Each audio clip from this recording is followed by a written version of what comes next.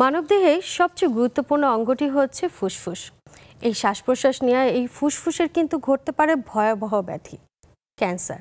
হ্যাঁ, ফুসফুসে ক্যান্সার হলে প্রাথমিক দিকে কিন্তু অনেকে অবহেলা করেন, কারণ প্রাথমিক লক্ষণগুলো বুঝতে পারা যায় না। ফুসফুসে ক্যান্সার হলে কিভাবে বুঝবেন যে আপনি ফুসফুসের ক্যান্সারে আক্রান্ত? তাই দর্শক, আজ পুরো অনুষ্ঠান জুড়ে আমরা কথা বলবো ফুসফুসের ক্যান্সার নিয়ে। আমি ডাক্তার শারমিন জামান আপনাদের সবাইকে স্বাগত জানাচ্ছি বিকন ফার্মাসিউটিক্যাল পিএলসি নিবেদিত নেক্সাস টেলিভিশনের প্রতিদিনের স্বাস্থ্য বিষয়ক আয়োজন আজকের কেমন আছেন অনুষ্ঠানে। দর্শক, আজ আমরা কথা বলবো ফুসফুসের ক্যান্সার নিয়ে, এবং এই বিষয়ে কথা বলার জন্য আজ আমাদের সাথে আছেন একজন বিশেষজ্ঞ অতিথি। আমাদের সাথে আছেন অধ্যাপক ডাক্তার মৃণাল কান্তি সরকার, প্রাক্তন বিভাগীয় প্রধান, খুলনা মেডিকেল কলেজ ও হাসপাতাল। স্যার, আপনাকে স্বাগত জানাচ্ছি আমাদের আজকের আয়োজনে। আপনাকে স্বাগতম, এবং যারা দেখছেন দর্শক তাদেরকে স্বাগতম এই অনুষ্ঠানে। দর্শক, আজ আমরা কথা বলবো ফুসফুসের ক্যান্সার নিয়ে, এবং এই ক্যান্সার হলে প্রাথমিকভাবে লক্ষণগুলো কি হতে পারে, এর চিকিৎসা পদ্ধতি এবং প্রতিকার নিয়ে। স্যার, আজকে আমরা চলে যাই আমাদের মূল অনুষ্ঠানে, যেখানে আজকে কথা বলবো ফুসফুসের ক্যান্সার নিয়ে। কিন্তু এই যে ক্যান্সারটা হচ্ছে, যে কোনো ক্যান্সারের শরীরে যখন হয় তখন তার যে শুরুটা হয় বা কোনো একটা কারণেই তো হচ্ছে, সেই কারণগুলো বা কিভাবে আসলে ফুসফুসে আক্রান্ত করে ক্যান্সারটা, এটা আগে একটু জানি স্যার। আমরা জানি যে ক্যান্সার হওয়ার জন্য কোনো জীবাণু নাই, এমনি শরীরের সেল ক্যান্সার সেলে রূপান্তরিত হতে পারে। তবে বিজ্ঞানীরা কিছু ঝুঁকিপূর্ণ ফ্যাক্টর আবিষ্কার করছেন, যেগুলো যাদের ভিতরে থাকে তাদের ক্যান্সার হওয়ার সম্ভাবনা বেশি। আচ্ছা, ফুসফুস ক্যান্সারের ক্ষেত্রে ধূমপান সবচেয়ে বড় একটা ঝুঁকিপূর্ণ ফ্যাক্টর। শতকরা প্রায় 90% ফুসফুস ক্যান্সারের জন্য দায়ী ধূমপান। একজন এখন যদি বলে যে আমি প্রচুর ধূমপান করি কিন্তু আমার তো ক্যান্সার হয় নাই, যে অধূমপায়ী তার তো ক্যান্সার হয়ে গেছে, সেটা তো আমি প্রথমেই বললাম যে কোনো কারণ ছাড়াই ক্যান্সার হতে পারে। এখন কথা হয়েছে যে যারা ধূমপায়ী তাদের ক্ষেত্রে শতকরা 30% মানুষের ক্যান্সার হওয়ার সম্ভাবনা বেশি, আর যারা ধূমপান করে না তাদের ক্ষেত্রে মাত্র 10%। তার মানে ধূমপান 100 জনের মধ্যে 20 জনের ক্যান্সার করে। এবং ফুসফুস ক্যান্সার হওয়ার জন্য যে সমস্ত ঝুঁকিপূর্ণ ফ্যাক্টর, তার মধ্যে 90% দায়ী হলো ধূমপান। এরপরে আছে কিছু গ্যাস আছে, রেডন গ্যাস আছে, এরপরে আছে অ্যাসবেস্টস, এক ধরনের ফাইবার, এরপরে আছে পলিউশন, মানে বায়ু দূষণ, যেটা আমাদের ঢাকা শহরে অনেক বেশি বায়ু দূষণ। এই সমস্ত কারণে সাধারণত ফুসফুস ক্যান্সার হয়। তবে এইখানে একটা জিনিস আমাদের স্মরণ রাখতে হবে, সেটা হলো বয়স একটা ফ্যাক্টর। 50 ঊর্ধ্ব সাধারণত বয়সে ক্যান্সার হওয়ার সম্ভাবনা বেশি, এর নিচে যারা তাদের সম্ভাবনা খুবই কম। মানে 50-এর বেশি যারা আছেন তারা এর ঝুঁকিতে বেশি। 50-এর বেশি যারা এবং যারা ধূমপায়ী তারা সবচেয়ে ভালনারেবল। একদম। তাহলে কি স্যার বলতে পারি যে পুরুষরা, আমরা আমাদের প্রেক্ষাপটে, বাংলাদেশের প্রেক্ষাপটে যেটা দেখি যে পুরুষরা কিন্তু ধূমপায়ী বেশি হন নারীদের তুলনায়, তাহলে কি পুরুষরা বেশি আক্রান্ত হওয়ার সম্ভাবনায় আছেন? হ্যাঁ, পুরুষরা প্রায় ডাবল ক্যান্সার আক্রান্ত সম্ভাবনা। তবে ইদানিং বলা হচ্ছে যে মহিলাদেরও ক্যান্সার হচ্ছে, ফুসফুস ক্যান্সার। এর একটা মাত্র কারণ হয়েছে বায়ু দূষণ আছে, জেনেটিক একটা ফ্যাক্টর আছে, আর মহিলাদের ভিতরে ধূমপানের প্রবণতাও বাড়ছে আধুনিক যুগ। এই যে বলেন যে ধূমপান একটা বড় কারণ, অনেকে ধূমপানটা যারা করছেন তারা যখন বুঝতে পারেন যে না, আমার শারীরিক অবস্থা তখন ভালো না বা ভবিষ্যতে ক্যান্সার হতে পারে, ছেড়ে দিতে চাচ্ছে, ছাড়তে পারছে না। এর জন্য ধূমপানের বিকল্প হিসেবে সিগার বা যে বায়োগুলো আছে সেগুলো তারা ব্যবহার করার চেষ্টা করছেন, যে ঠিক আছে আমি স্মোকিংটা সরাসরি করছি না, তামাকটা নিচ্ছি না।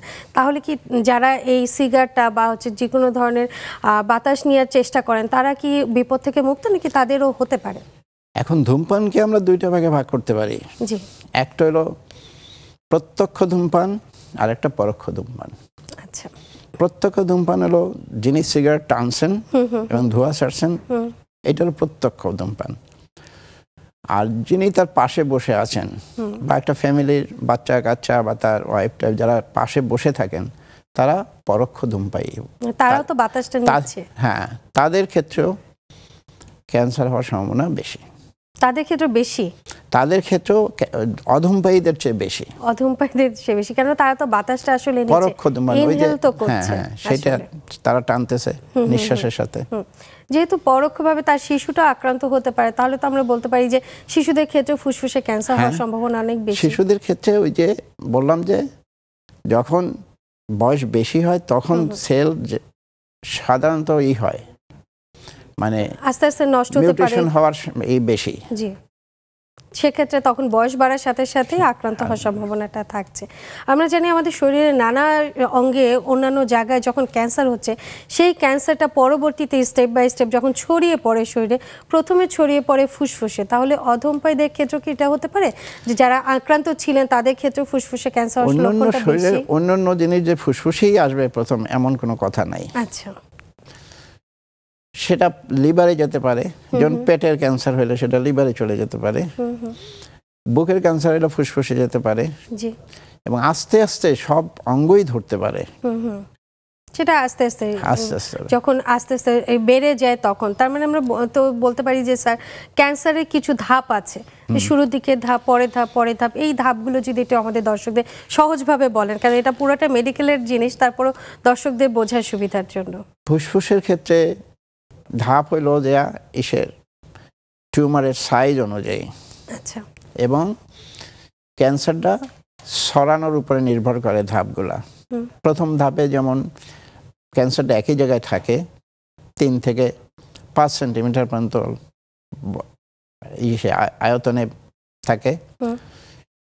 আর দ্বিতীয় ধাপে হলো 5 থেকে 7, এবং আশপাশে হয়তো লিম্ফ নোড বা পর্দা আছে ফুসফুসে, প্লুরা, সেইখানে ছড়াইতে পারে।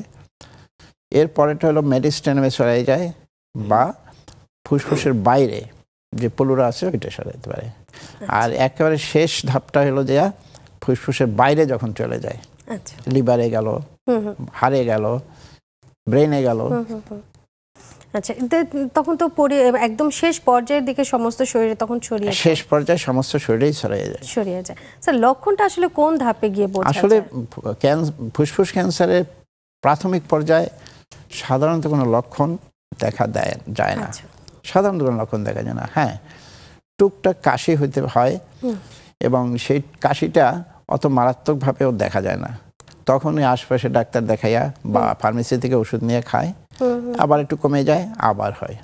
আচ্ছা, মানে অনেক দিন ধরে কাশি থাকে। হ্যাঁ, তারপরে হলো যে কাশি যখন সাধারণত কোন ধরনের রোগীরা আসে, যারা কাশি কমতেছে না ওষুধ খেয়ে, বা কাশির সাথে একটু রক্ত দেখা যাচ্ছে, তখন আসে।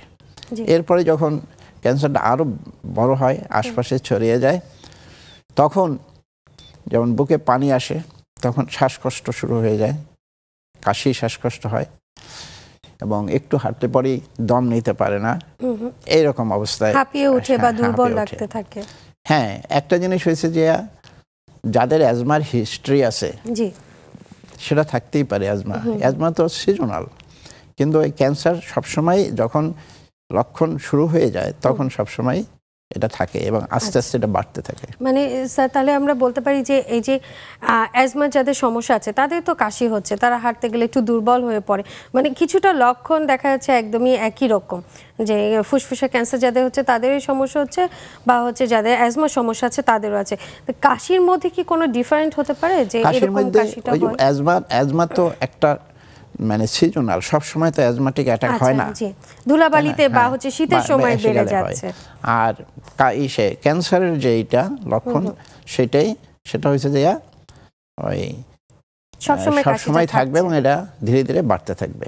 আচ্ছা, ধীরে ধীরে বাড়বে। তারপরে এমনও রোগী দেখা যাচ্ছে যাদের কথা ভয়েস চেঞ্জ হয়ে যাচ্ছে, আচ্ছা, কাশির সাথে ভয়েসটা চেঞ্জ না, হচ্ছে? কাশি নেই, কিছুই নেই, শুধু ভয়েস চেঞ্জ নিয়ে আসতেছে। এইটা হয় যখন ফুসফুসের ক্যান্সারটা মেডিস্টেনামে হয়, ছড়িয়ে যায়, তখন একটা নার্ভ আছে লেফট রিকারেন্ট ল্যারিঞ্জিয়াল নার্ভ, এইটা আক্রান্ত হয় প্রেসারে, তখন আমাদের ভয়েস তৈরি করার যে ভোকাল কর্ডটা প্যারালাইসিস হয়ে যায়। আচ্ছা, তখন মানুষ বুঝতে পারে না যে ফুসফুস ক্যান্সার। অনেক সময় ডাক্তার হয়তো অত খেয়াল করে না, খেয়াল করতে পারে না। এইটাও একটা লক্ষণ। আচ্ছা, তারপরে বুকে ব্যথা থাকে, বুক ভারী, যখন পানি এসে যায় তখন বুক ভারী ভারী লাগে। আচ্ছা, তখন আসে। আচ্ছা, কিন্তু এই হার্টে যাদের সমস্যা হয় বা হার্ট অ্যাটাকের যাদের ঝুঁকি থাকে তাদেরও তো অনেক সময় বুকে ব্যথা করে, তাহলে ফুসফুসের ব্যথা এবং হার্টের ব্যথার কি কোনো পার্থক্য রয়েছে? খুব ইসে ব্যথা আর ইসের ব্যথার মধ্যে পার্থক্য কিছু আছে। আচ্ছা, একটু কেমন যদি বলেন স্যার। এই ব্যথাটা হলো যে সবসময়ই থাকে না, আস্তে আস্তে তীব্র হইতে থাকে। আর বুকের এই ব্যথার সাথে কাশি থাকবে, কাশির সাথে রক্ত থাকতে পারে, বুকে ভারী ভারী লাগতে পারে। আর হার্টের ব্যথা তো একটা নির্দিষ্ট এই অনুযায়ী হইতে পারে, সেটা হলো বাম দিকে বা বুকের মাঝখানে ব্যথা হয়। আচ্ছা, ডাক্তার দেখার পরে সে ডায়াগনোসিস করে আসলে বোঝা যাবে। স্যার, ফুসফুসে আর কি লক্ষণ থাকতে পারে সেগুলো সম্পর্কে আমরা জানবো, কিন্তু একটা ছোট বিরতি থেকে এসে। দর্শক, সময় হয়ে গেলে ছোট একটি বিরতি নিয়ে সাথেই থাকুন, ফিরছি কিছুক্ষণের মধ্যে। বিরতির পর সবাইকে আরও একবার স্বাগত জানাচ্ছি, আমি ডাক্তার শারমিন জামান। দর্শক, আজ আমরা কথা বলছি ফুসফুসের ক্যান্সারের কারণ, প্রতিকার এবং এর চিকিৎসা সম্পর্কে, এবং এই বিষয়ে কথা বলার জন্য আজ আমাদের সাথে আছেন অধ্যাপক ডাক্তার মৃণাল কান্তি সরকার। স্যার, বিরতিতে যাবার আগে আমরা ফুসফুসের ক্যান্সারের নানা রকম কারণগুলো এবং এর লক্ষণগুলো সম্পর্কে জানছিলাম। বিশেষ করে আপনি বললেন যে কাশিটা হয়, বুকে ব্যথা হয়, এগুলো ছাড়া কি স্যার আর কি কোনো লক্ষণ থাকতে পারে? ধাপ অনুযায়ী বিভিন্ন ধরনের লক্ষণ হতে পারে। জি, যেমন যদি এটা ছড়িয়ে যায়, যে অঙ্গে ছড়াবে সে অনুযায়ী, যেমন লিভারে যদি যায় জন্ডিস দেখা দিতে পারে। আচ্ছা, যদি মাথায় যায়, ক্যান্সারের সাথে আবার জন্ডিসটাও ধরা দিতে পারে। হ্যাঁ, লিভার ফাংশন খারাপ হয়ে যায়, জন্ডিস হতে পারে। মাথায় গেলে মাথা ব্যথা, বমি ভাব, মাথা ঘোরানো, এই সমস্ত লক্ষণ আসতে পারে। একদম। তারপর যদি হাড়ে যায় তাহলে হাড়ে ব্যথা, এই সমস্ত জিনিস শরীরে নানান রকম জায়গায় ব্যথা শুরু হয়ে যাবে। এগুলো তো একদম শেষ পর্যায়ে। জি, এগুলো শেষ পর্যায়ে। প্রথম পর্যায়ে যারা আসে তারা যারা আসে আমাদের কাছে ক্যান্সার বিশেষজ্ঞের কাছে, তারা শ্বাসকষ্ট, কাশি, তারপরে কাশির সাথে রক্ত আসা, আর হইলো যে ওই যে কোনো ক্ষেত্রে যে বললাম যে ভয়েস চেঞ্জ, ফ্যাসফ্যাসে নিয়ে আসে সাধারণত। আর হলো যারা এর পরেও, যারা রোগ ছড়াই পড়ার পরেও, যারা আশপাশে ছড়ানোর পরে যারা আসে, তারা ওই যে বুকে ভারী ভারী পানির জন্য, আর হলো যে বুকে ব্যথা নিয়ে আসে। আচ্ছা, এইগুলো তো একদম শেষ পর্যায়ে যখন ক্যান্সার বিশেষজ্ঞের কাছে আসছে। এদিকে এছাড়া কি শুরুর দিকে কি কখনো আসে যে প্রথম বা দ্বিতীয় ধাপের দিকে আসছে? খুব কম পাওয়া। তখন কাশির ডাক্তার দেখায়, বক্ষব্যাধি দেখায়, তখন মানে এই ধরনের রোগী খুব কম পাওয়া যায়। আচ্ছা, শুরুর দিকে যারা আসেন তাদের তো লক্ষণগুলো এবং তাদের যে হিস্ট্রিগুলো সেগুলো শুনে তো তার কিছুটা বোঝা যায়। এছাড়া কি স্যার আর কি পরীক্ষা নিরীক্ষাগুলো করা হয়? বলা হয় যে ফুসফুস ক্যান্সার নির্ণয়ের জন্য শুধুমাত্র এক্সরে যথেষ্ট। এক্সরে, বুকের এক্সরে, ওইটা দেখার পরে তারপরে পরীক্ষা নিরীক্ষা তো অনেক কিছুই আছে। তারপরে যদি বায়োপসি, আচ্ছা, যেমন ফাইন নিডল অ্যাসপিরেশন, হ্যাঁ, বায়োপসি করা হয়, তাহলে তো ধরাই পড়ে গেল, একদম পারফেক্টলি ধরা পড়ে যায়। আর স্যার তারপরে সিটি স্ক্যান, কোথায় কোথায় ছড়াইছে, এমআরআই, এই সমস্ত করা যায়। আচ্ছা, আরো বায়োপসি করার আরো লক্ষণ, আরো ব্যাপার আছে, যেমন ব্রঙ্কোস্কোপি। আচ্ছা, মুখ দিয়া ব্রঙ্কোস্কোপি, মানে ফুসফুসের মানে এন্ডোস্কোপি পপুলার, তো ওই জাতীয় ওই পরীক্ষা, তাহলে বুঝতে সুবিধা হবে দর্শকের। ওইটা দিয়া ওখান থেকে টিস্যু নিয়ে আসে, তারপর বায়োপসি করলে পরে বোঝা যায় আসলে।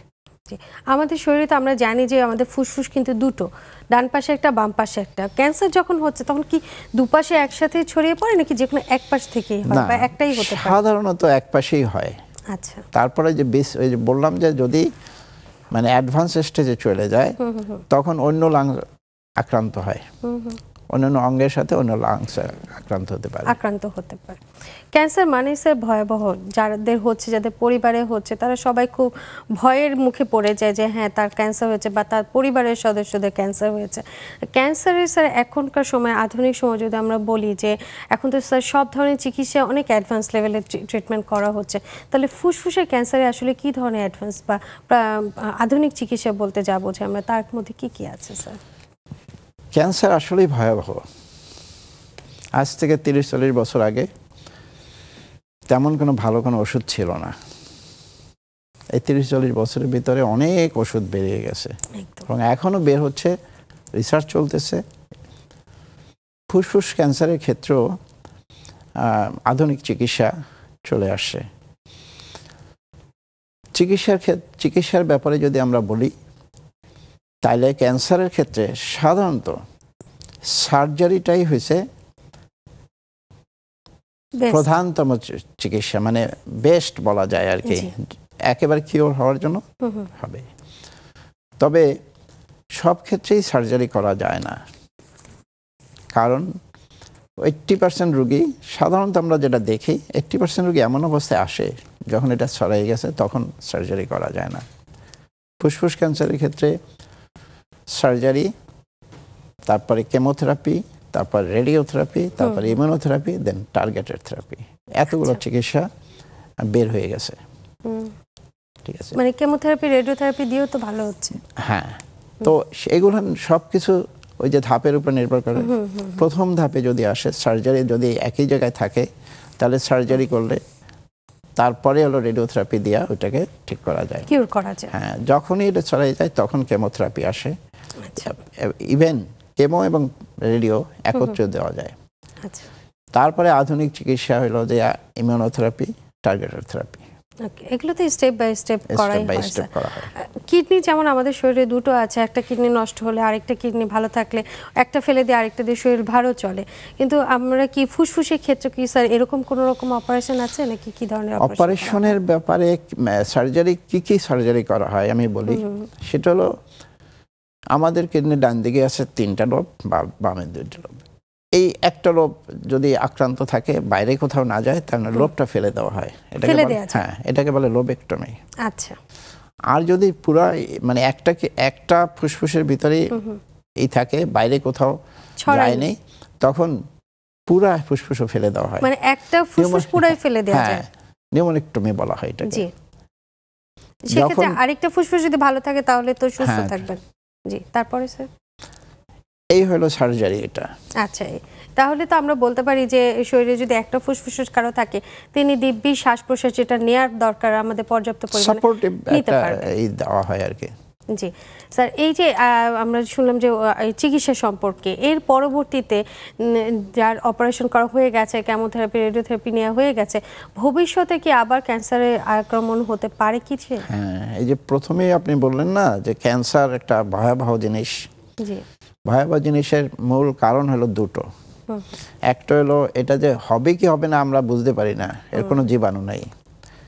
2 নম্বর হলো যে এটা যখন ধরা পড়ে তখন দেখা যায় অলরেডি এটা ছড়িয়ে গেছে, মানে ইনকিউরেবল, মানে একা সম্পূর্ণ সুস্থ হওয়ার মতো অবস্থায় থাকে না। 3 নম্বর হলো এটা রিকারেন্স হইতে পারে। রিকারেন্স মানে বারবার ফেরত আসতে পারে। এইটা কারণ হলো যে অনেক সময় ক্যান্সার তো জীবাণু না, সেল যদি কোথাও যায় চুপ করে বসে থাকে, কোনো বোঝার ক্ষমতা নেই, প্রাথমিক পর্যায়ে বোঝার ক্ষমতা নাই, ওটা আবার দেখা দিতে পারে। একদম স্যার, আমরা তো এখন সবসময় আধুনিকতম চিকিৎসা সম্পর্কে জানি, যেমন আমাদের দেশে কিন্তু এখন লিভার ট্রান্সপ্লান্ট হচ্ছে এবং কয়েকটা ট্রিটমেন্ট করছে অনেক চিকিৎসক এই ব্যাপারে, কিন্তু ফুসফুসে কি এরকম ট্রান্সপ্লান্ট হওয়ার কি কোনো সুযোগ আছে? এত বড় অপারেশন আমার জানা নাই আর কি। বক্ষব্যাধি হাসপাতালে এই লোবেক্টমি হচ্ছে এটা জানি। আচ্ছা, তারপরে মানে এইটা ক্যান্সারের চাকা অপসারণ করা হচ্ছে, কিন্তু পুরা রিপ্লেসমেন্টটা এখনো পর্যন্ত আমাদের দেশে, মানে বাইরের দেশে তো এটা সম্ভব হচ্ছে, যদি প্রয়োজন হয়। কিন্তু আমার জানা নাই যে এটা এখানে হচ্ছে কিনা। আচ্ছা আচ্ছা, তাহলে আমরা বলতে পারি যে যদি দেশের বাইরে হয় তাহলে আমাদের দেশেও এটা এক সময় আসবে, যে হয়তো বা ট্রান্সপ্লান্ট করা অস্বাভাবিক কিছু না। স্যার, আমরা একটু লক্ষণগুলো সম্পর্কে যদি আরেকবার একটু ফোকাস করি, যে একজন ব্যক্তি আসলে যখন সে তার কাশি হচ্ছে বা একটু শারীরিকভাবে অসুস্থ হচ্ছে, তিনি প্রথম কোন কোন লক্ষণগুলো বুঝলে একজন চিকিৎসকের কাছে চলে যাবেন যে আমার ফুসফুসটা ভালো আছে? কখন ডাক্তারের কাছে যাবে উনি? ঠিক আছে, এটা হলো যে কাশি, প্রথম হলো কাশি। হ্যাঁ, কাশি, তারপরে হলো কাশির সাথে রক্ত আসা, আর ওই কাশি সহজে সারতেছে না। আচ্ছা, ঠিক আছে। তারপরে যে বললাম যে ভয়েস চেঞ্জ, এটার জন্য যাবে। বুকে ব্যথা, ওজন কমে যাওয়া, আচ্ছা, হঠাৎ করে ওজন কমে যাওয়া, কিন্তু ওজন কমে যাচ্ছে। ঠিক আছে। আর হলো যে সে কি বলে, বুকে শ্বাসকষ্ট, এই সমস্ত লক্ষণগুলো থাকে, তাইলে ডাক্তারের কাছে সাথে ডাক্তারের কাছে যাওয়া, তখন আর অপেক্ষা করার সুযোগ নেই, যত দ্রুত সম্ভব আসলে চিকিৎসকের কাছে যাওয়া প্রয়োজন। ফুসফুসে অনেক সময় আমরা জানি যে নিউমোনিয়া রোগে আক্রান্ত হয়, এটা বয়স্কদের ক্ষেত্রেও হয়, আবার ছোট শিশুদের ক্ষেত্রেও বেশি হয়। বয়স্কদের ক্ষেত্রে যখন নিউমোনিয়া রোগে আক্রান্ত হয় স্যার, তখন কি এটা আবার ক্যান্সার হওয়ার সম্ভাবনা থাকে? বললাম তো, ক্যান্সারের জন্য কোনো নাই, কারণ নাই। নিউমোনিয়ার জন্য কারণ আছে। আচ্ছা, ঠিক আছে। অর্থাৎ নিউমোনিয়া থেকে যে হবে এমন কোনো কথা বলা যাবে না। আচ্ছা, তবে নিউমোনিয়া রোগে তো এখন চিকিৎসা নিউমোনিয়া রোগে ভালো হয়ে যায় একদম। ওইটার সাথে কি স্যার ক্যান্সার রোগের কি কোনো লক্ষণ কি আছে? কাশি তো একটা কমন সিম্পটম। আর জ্বর, নিউমোনিয়া জ্বর হবে, ক্যান্সারে জ্বর নাও হইতে পারে। হ্যাঁ, সাধারণত নিউমোনিয়া হলে তো তীব্র জ্বর থাকছে, তীব্র জ্বর থাকবে। জি স্যার। আর ক্যান্সারে জ্বর হয় না, ক্যান্সারে কোনো জ্বর হয় না যদি সুপারএডেড ইনফেকশন না থাকে, নিউমোনিয়াটিসের সাথে ক্যান্সার, তাহলে জ্বর হতে পারে, তখন জ্বর হতে পারে। আর সাধারণত ক্যান্সারে তো অন্যান্য শরীরে অন্যান্য জায়গায় যখন হচ্ছে, প্রাথমিকভাবে তো ব্যথাটাও খুব একটা থাকে না, যখন অ্যাডভান্স লেভেলে যায় তখনই ব্যথাটা হয়। তাহলে বুকের ব্যথাটাও আমরা বুঝবো যে একদম শেষ পর্যায়ের দিকে গিয়ে তখন হচ্ছে। অসংখ্য ধন্যবাদ স্যার। আমরা একটু প্রতিকার সম্পর্কে জানবো, যে আসলে কি করলে ক্যান্সার রোগ থেকে আক্রান্ত নাও হতে পারে বা নিজেকে সুস্থ রাখা যায়, কিন্তু একটা বিরতি থেকে এসে। এটার প্রথম হলো দেয়া স্যার, আমরা একটা বিরতি থেকে এসে তারপরে শুনবো। দর্শক, সময় হয়ে গেল ছোট্ট একটি বিরতি নিয়ে, সাথেই থাকুন, ফিরছি কিছুক্ষণের মধ্যে।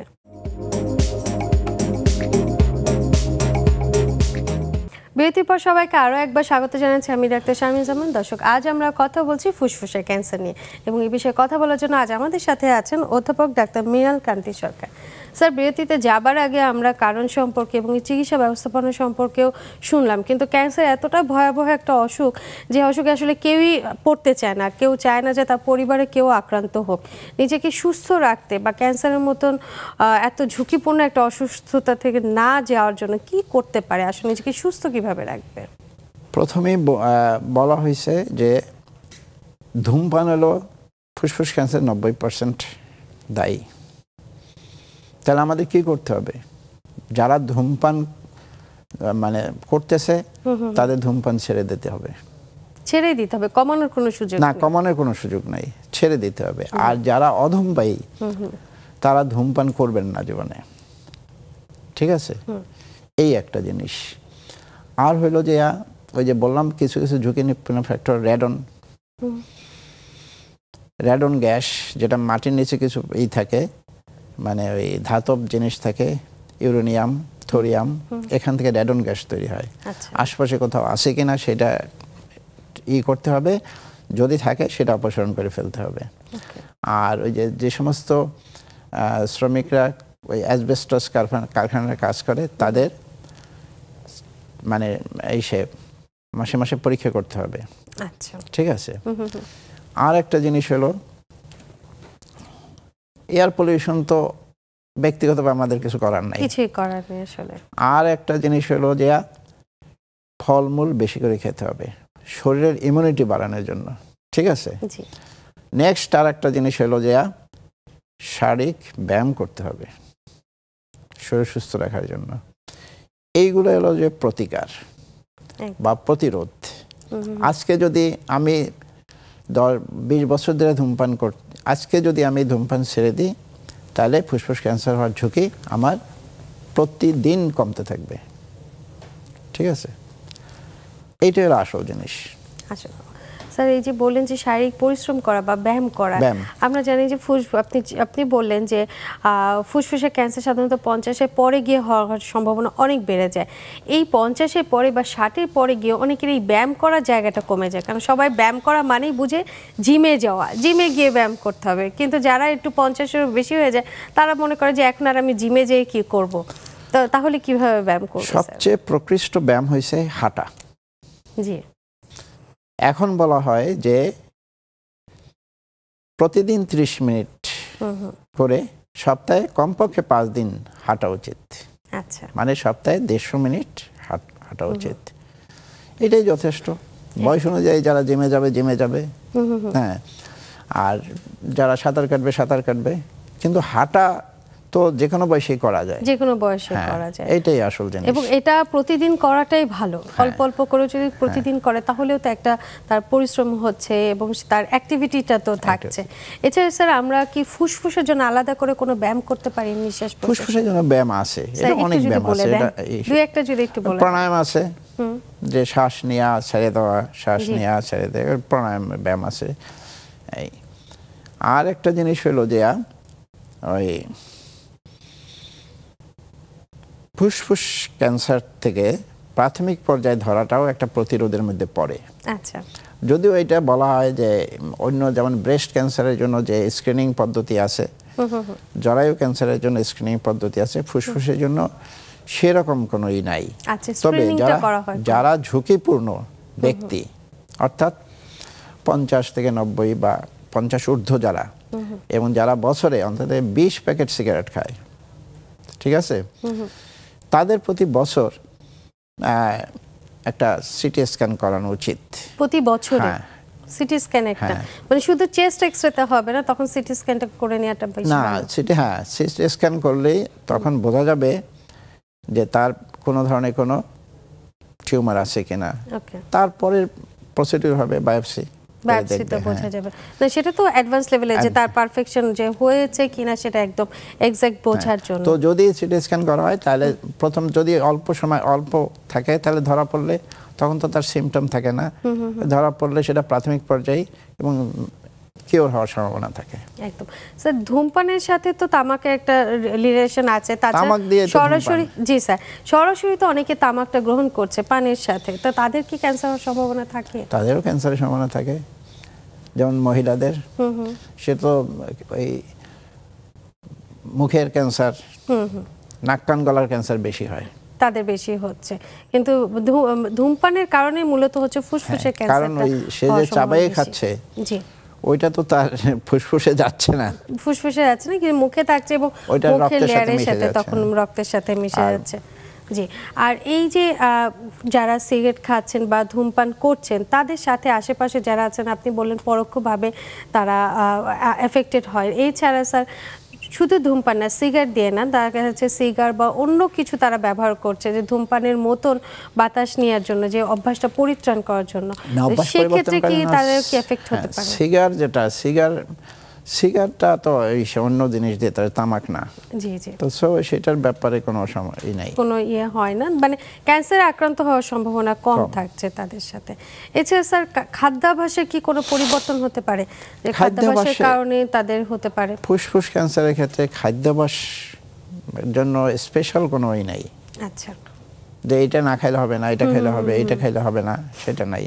বিশেষ করে হচ্ছে বিশুদ্ধ বাতাস এবং ধূমপান থেকে যদি মুক্ত থাকে তাহলে তো যারা চিকিৎসা নিয়ে ফেলছে তারা আসলে পরবর্তীতে কতদিন সুস্থ থাকতে পারে স্যার? এটা তো এই ধাপের উপর নির্ভর করবে, যে কোন ধাপে তিনি চিকিৎসা, কোন ধাপে আছে সে অনুযায়ী নির্ভর করবে। প্রাথমিক পর্যায়ে আসলে একেবারে কি হওয়ার সম্ভাবনা আছে?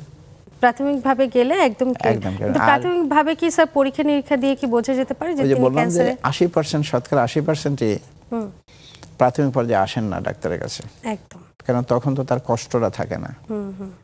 কষ্ট শুরু হয় যখন এটা অতিরিক্ত পর্যায়ে বা পরবর্তী ধাপগুলোতে চলে যাচ্ছে, তখনই আসলে বোঝা যায় যে আসলে তার কি কি ধরনের সমস্যা হচ্ছে।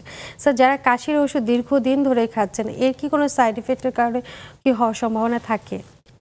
দীর্ঘদিন ধরে কাশি, হ্যাঁ খুশখুশে কাশি যাদের থাকছে, দেখা যাচ্ছে ক্যান্সারও না বা অ্যাজমা সমস্যা না, কিন্তু কাশি থাকছে না, দীর্ঘদিন ধরে যারা কাশি সেটা থেকে যে ক্যান্সার হবে এমন কোনো কথা বলা নাই।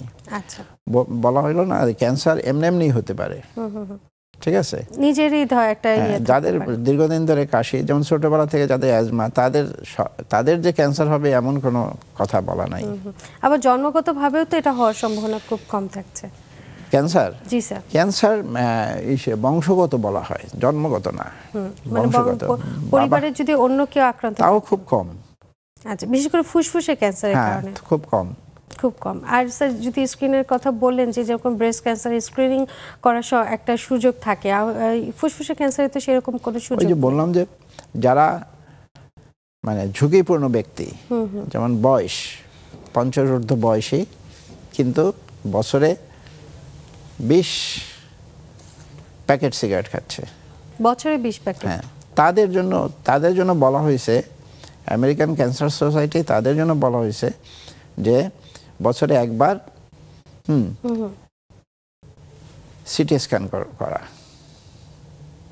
বছরে একবার সিটি স্ক্যান করলে অন্তত বোঝা যাবে যে আর্লি স্টেজে ধরা পড়বে, আর্লি স্টেজে ধরা। কিন্তু এক্সরে করা, বারবার এক্সরে করাও কিন্তু ক্ষতিকর। রেডিয়েশন একটা ঝুঁকিপূর্ণ, এটাও তো ক্ষতিকর একটা কারণ হতে পারে ক্যান্সার হওয়ার বা অন্যান্য সমস্যা। রেডিয়েশন একটা ঝুঁকিপূর্ণ ফ্যাক্টর যেটা ফুসফুস ক্যান্সার করে। অযথা যদি বারবার যদি বুকের এক্সরে করা হয় তাহলে এটা ক্যান্সার হওয়ার সুযোগটা আছে। যারা স্যার ঝুঁকিপূর্ণ অবস্থায় আছেন বা এখনো হননি, তাদের উদ্দেশ্যে স্যার কি বলবেন? তাদের উদ্দেশ্যে বলবো ওই যে প্রতিরোধের জন্য যে ধূমপান করবেন না, ধূমপান যে করে তার পাশেও বসবেন না, প্লাস টাটকা শাকসবজি খান, ফলমূল খান, আর হলো ওই যে প্রতিদিন নিয়ম করে একটু ব্যায়াম করার চেষ্টা করুন। যারা ধূমপায়ী আছেন তাদেরকে ছাড়তে বললে সবসময় বলেন যে ছাড়তে পারছি না, অভ্যাসে পরিণত হচ্ছে, তাদের জন্য স্যার কিছু টিপস দিন। তাদের জন্য মনের জোর দরকার, মনের জোর দরকার যে আমি এই খারাপ জিনিসটা ছেড়ে দিব। আস্তে আস্তে ছাড়াটা খুব কঠিন, ছাড়তে পারে না, বোঝা গেছে। একজন যদি রোগীর বলা হয় এটা ছেড়ে দেন, স্যার ছেড়ে দিছি, কিন্তু সে বাইরে গেল, বাইরে বাসার লোকজন স্যার ছেড়ে দিছে, কিন্তু ছাড়েনি। সে বাইরে যাওয়ার পরে তার হয়তো বন্ধুর সাথে দেখা হয়েছে, সে সিগারেট খাচ্ছে, বলে দে একটা টান, কোনো সমস্যা নাই। সে একটা টান দিল, ওই যে একটা নেশাটা সে ছাড়তে পারে না, ছাড়তে তো পারে না। এটা কি মানে রিপ্লেসমেন্ট হিসেবে কিছু গ্রহণ করতে পারে কি? রিপ্লেস হিসেবে আমরা ওই যে মনের জোর ছাড়া আর কিছু নাই। আচ্ছা, মনের জোর করতে হবে যে আমার এটা ছাড়তেই হবে যদি আমাকে বাঁচতে হয়, ঠিক আছে। জি। আর স্যার যদি মনে করে যে না আমার পরিবারকে সুস্থ রাখতে চায়, তখনও তো স্যার এটা খুব ভালো কাজ করে। পরিবারও যদি তার সাথে একটু সঙ্গ দেয়, যে মানে এই ধূমপানটাকে ছেড়ে দেওয়ার ব্যাপারে যদি সাহায্য করে, পরিবারই তো তার সবচেয়ে বড় জিনিস, তার হেল্পিং হ্যান্ড হইতে পারে। জি, তারাও তাকে যদি বলতে পারে যে এটাই করো, কারণ তারাও তো এফেক্টেড হচ্ছে পরোক্ষভাবে হলেও। আমরা জানি যে পাশে যে ব্যক্তি আছে, তার শিশুটি আছে, তাহলে কিন্তু সে পরিবার তাকেই করতে পারে। যেমন এক লোক 40 বছর ধরে সে ধূমপান করতেছে, কিন্তু তাকে ধূমপান ছাড়ার জন্য বললে পারতেছে না। তখন তার ছেলে মেয়েরা একদিন তাকে ধরলো যে তুমি এটা যদি না ছাড়ো তা আমরা সবাই সিগারেট খাওয়া শুরু করবো। সে সেই দিন থেকে সেটা ছাড়িয়ে দিছে। চমৎকার। এটা একটা ব্যবস্থাপনা হতে পারে যে আসলে তাকে সাহায্য করতে হবে। জি, অধ্যাপক ডাক্তার মৃণালকান্তি শঙ্কর স্যার, আপনি অনেক এত ব্যস্ততার মধ্যে আমাদের আজকে সময় দিয়েছেন এবং এত সুন্দরভাবে সবাইকে জানিয়েছেন। আপনাকে অসংখ্য ধন্যবাদ। আপনাকেও ধন্যবাদ, এবং যারা শ্রোতা দর্শক তাদের সবাইকে ধন্যবাদ, এবং সবাই সুস্বাস্থ্যের জন্য প্রতিদিন ব্যায়াম করবেন, ধূমপান করবেন না, এবং শরীরের ক্ষমতা বাড়ানোর জন্য ফলমূল বেশি করে খাবেন। অসংখ্য ধন্যবাদ দর্শক আপনাদেরও, যারা এতক্ষণ আমাদের সাথে ছিলেন। আসলে নিজের সুস্থতাটা নিজের কাছেই, কিন্তু নিজের পরিবারকে সুস্থ রাখার জন্য নিজেকে একটু পদক্ষেপ নিতে হবে। তাই যারা ধূমপায়ী আছেন চেষ্টা করবেন অবশ্যই যেন ধূমপানটা ছেড়ে দেওয়া হয়, এবং নিয়মিত খাবার দাবার, সুষম খাদ্যাভ্যাস এবং নিয়ন্ত্রিত জীবনযাপনটা নিজের জন্যই প্রয়োজন। সবাই সুস্থ থাকুন, ভালো থাকুন, দেখা হবে অন্য কোনো পর্বে। আজ বিদায়।